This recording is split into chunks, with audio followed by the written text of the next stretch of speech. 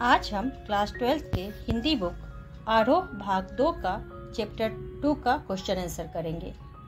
Chapter 2 पतंग। Question number 1 है, सबसे तेज बौछारें गई भादो गया के बाद प्रकृति में जो परिवर्तन कवि ने दिखाया है उसका वर्णन अपने शब्दों में करें। चलिए इसको करते हैं। वर्षा ऋतु के 2 महीनों सावन भादो में तेज बौछारें पड़ती हैं, प्रकृति जलमय हो जाती है। इसके पश्चात शरद ऋतु का आगमन होता है तो प्रकृति में बदलाव दिखना आरंभ हो जाता है। सूर्य के दक्षिणायन में जाने से उसमें प्रातः काल की लाली बढ़ जाती है, धूप ज्यादा चमकीला होने लगती है, रंग बिरंगे फूल खिल जाते हैं तथा उन पर तितलियां मंडराने लगती है। चारों दिशाएं दूर दूर तक स्पष्ट देखी जा सकती है। प्रकृति में विचित्र सा आकर्षण दिखाई देता है। क्वेश्चन नंबर 2 है, सोचकर बताए कि पतंग के लिए सबसे हल्की और रंगीन चीज, सबसे पतला कागज, सबसे पतली कमानी जैसे विशेषणों का प्रयोग क्यों किया गया है। तो चलिए इसको करते हैं।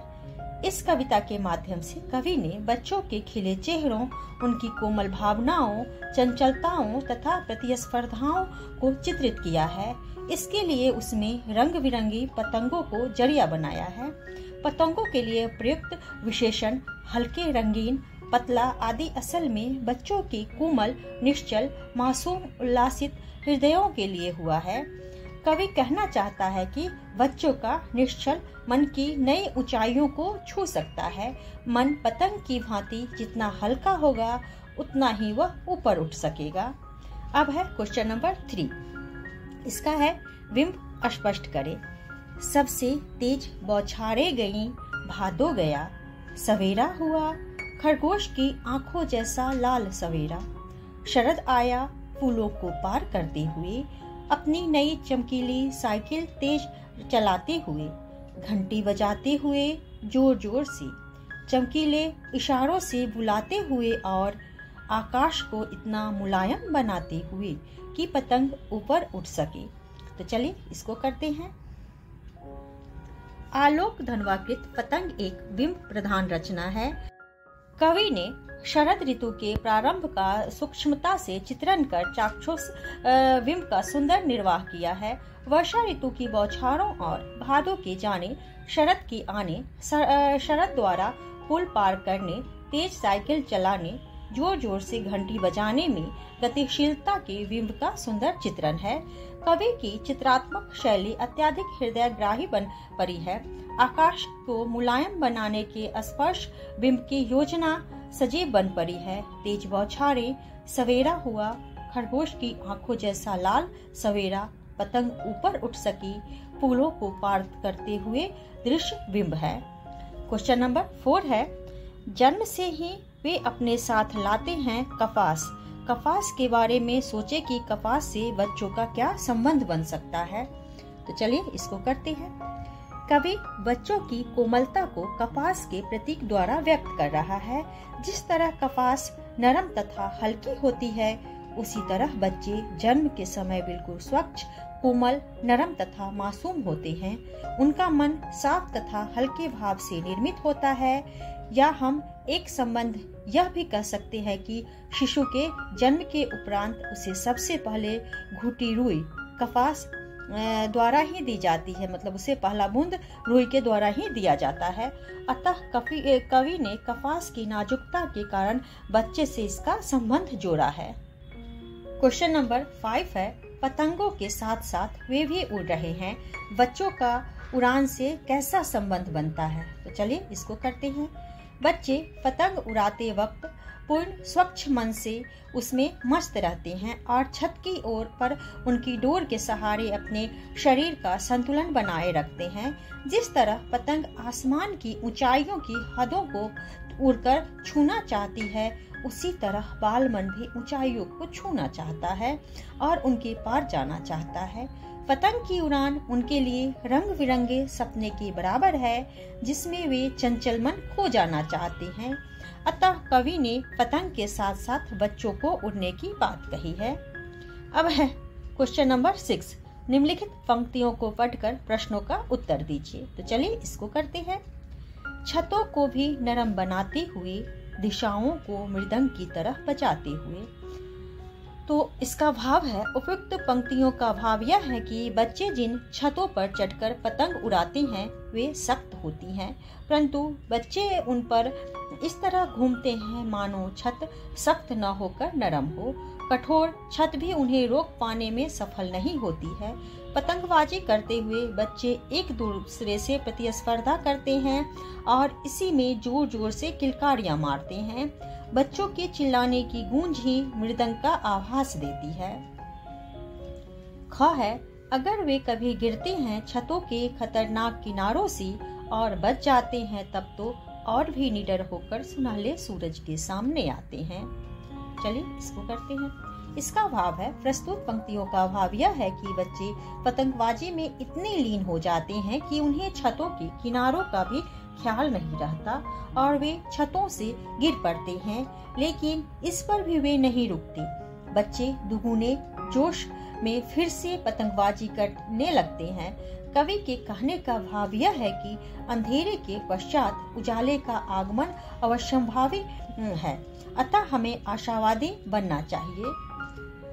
दिशाओं को मृदंग की तरह बजाने का क्या तात्पर्य है? तो चलिए इसको करते हैं। पतंगबाजी करते हुए बच्चे छतों पर दौड़ते हैं और एक दूसरे से प्रतिस्पर्धा करते हुए किलकारियां मारते हैं, तो ऐसी आवाज सुनाई पड़ती है जैसे मृदंग बज रहा हो। जब पतंग सामने हो तो छतों पर दौड़ते हुए क्या आपको छत कठोर लगती है?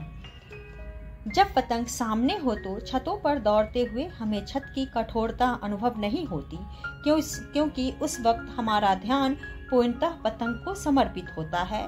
पतंग को पाने के लिए हम दुस्साहस की हद तक जा सकते हैं।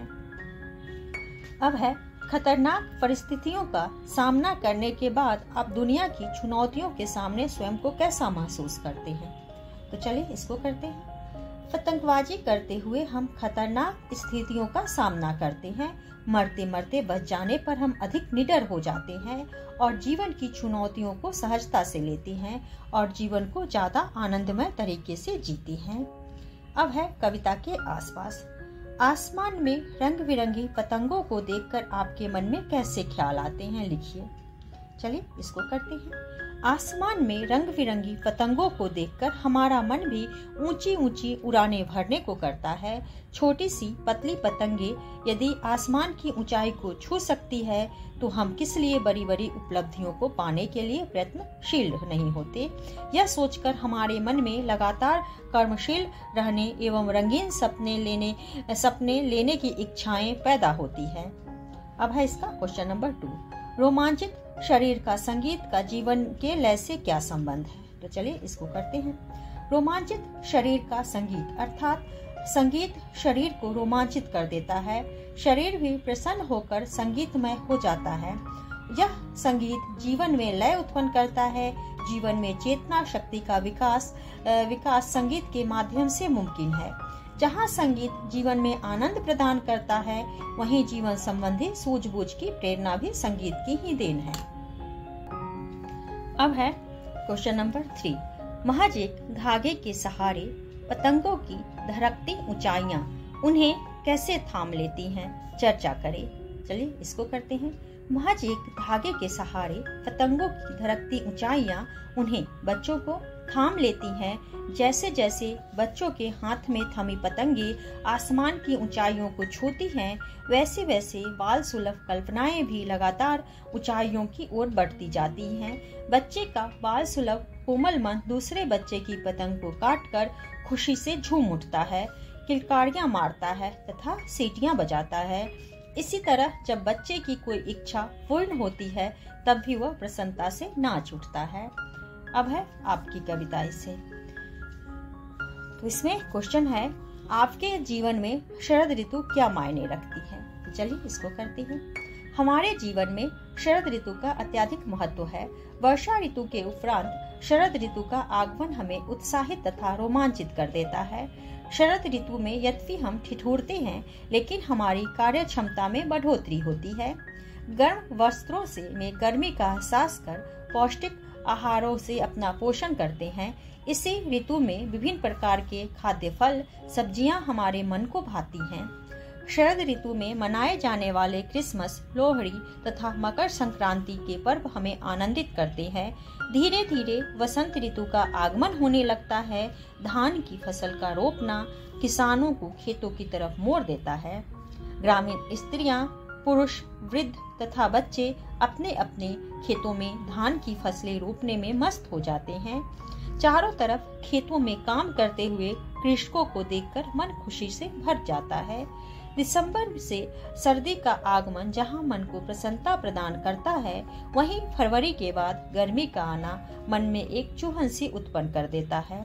फिर कब शरद का आगमन होगा, कब शरद ऋतु का इंतजार खत्म होगा, मन यह सोचने को विवश हो उठता है। तो आज के लिए इतना ही। अगर आप लोग को यह वीडियो पसंद आए तो वीडियो को लाइक करें और चैनल को सब्सक्राइब करें।